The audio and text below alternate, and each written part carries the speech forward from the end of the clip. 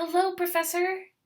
So, this is Mackenzie Huda, one of your students from AIS 110, and today we're going to explore my favorite topic that we've discovered throughout this course, which is um, how California Indian literature and art serve as powerful tools for cultural preservation and resistance. So, we'll be touching on a lot of topics throughout this little presentation that I have for you. But the most important thing that I find particularly relevant is how Native creators are adapting traditional storytelling for our modern world, which I think is powerful with resisting against historical misrepresentation and keeping cultural preservation alive and well through creative expression. These are all very important things that I think are relevant to how these native creators, both young and old, are adapting through cultural trauma and misrepresentation of all sorts for our modern world. I think that's amazing. So let's begin with the challenge Native peoples have faced.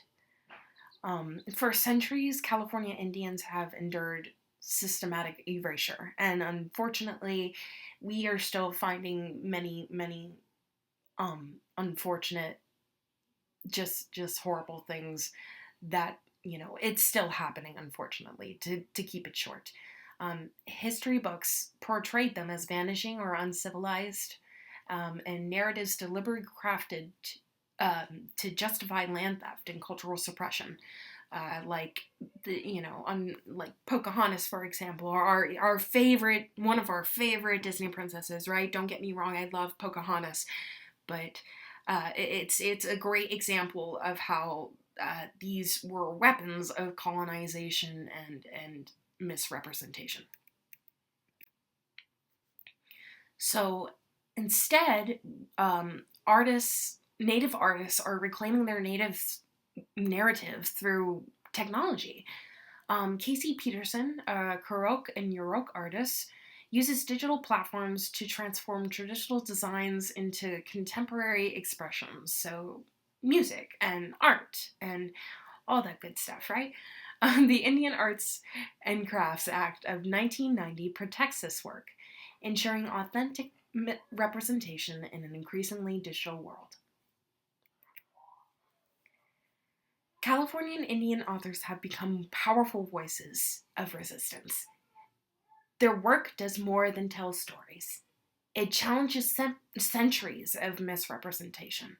When they say we are still here, it's both a statement of fact and a declaration of cultural sovereignty. Consider the Pachanga Band of Indians basket tradition. These aren't museum pieces. They're living art forms that carry cultural knowledge forward. Artists blend traditional techniques with contemporary materials and themes, showing how native cultures remain vibrant and adaptive. Art and literature serve as powerful tools for healing historical trauma. The California Indian Basket Weavers Association demonstrates how traditional practices build community resilience. These aren't just art classes, they're spaces for healing and cultural transmission.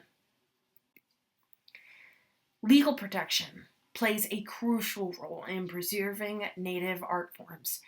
The Indian Arts and Crafts Act ensures this, the authentic representation and the prevention of cultural appropriation. This creates a safe space for Native artists, both young and old, to innovate while honoring their traditions. The impact of this cultural renaissance extends far beyond art galleries.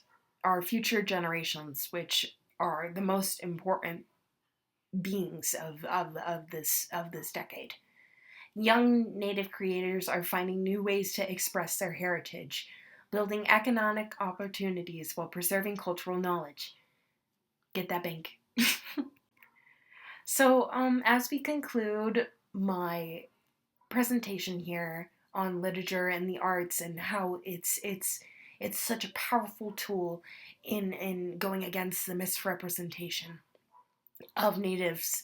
Um, I encourage you, Professor, to keep telling your students to actively support these artists and authors, because not only are you deflecting away from, the horrible misrepresentation of these peoples, but also you're giving them a way to also, um, participate in this, learning tribal histories and attending cultural events, powwows. Those look so fun.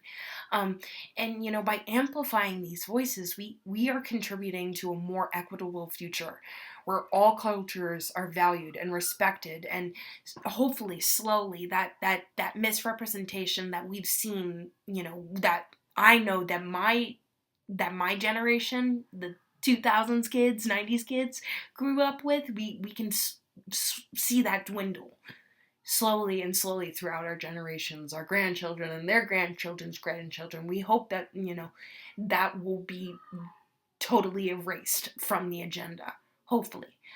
Um, but to long story short, thank you so much, Professor, for everything that you've incited me and with, and all the knowledge that you have given us. It's been really reflecting and very enriching. So thank you so much, and Godspeed, and good luck next semester. Thank you. Thank you very much.